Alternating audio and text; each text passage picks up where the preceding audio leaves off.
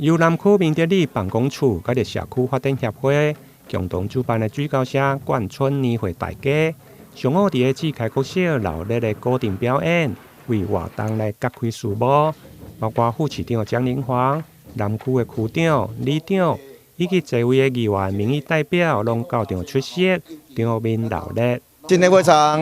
榮幸能代表黃偉的市長來參加我們水交社2026年文化季，還有我們建春的年貨大街。我們都知道最近市場都有年貨大街的這個展出，但是我們水交社的年貨大街有一個特色，它只有我們有這個傳統的歷史，所以它這個的年貨有特別的特殊的意義，還有很多的特色美食都在這裡，所以大家可以利用這個機會呢，尤其過年期間，大家都需要買年貨，那個我們水交社年貨大街是首選，裡面有各省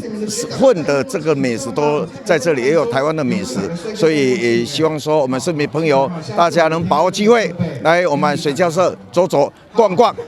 在這裡祝大家新的一年順心如意，馬上發財，馬上有錢。水高社文化園區因為過去屬於空軍的冠春，身在着真深的歷史基地。這屆文化季以着水高社重要的地景桂子山為背景，串聯周邊的自然景觀，佮着人文的建築。活動現場規劃了冠春年會大家，總共有9百個單位，收集了正港的冠春美食，有煙腸、臘肉、傳統的年會等，互民眾唔免四界走蹤，就用個佇遮一道買齊過年所需要的物品，重溫過去冠春過年的鬧熱氣氛。台南新聞林英根採訪報道。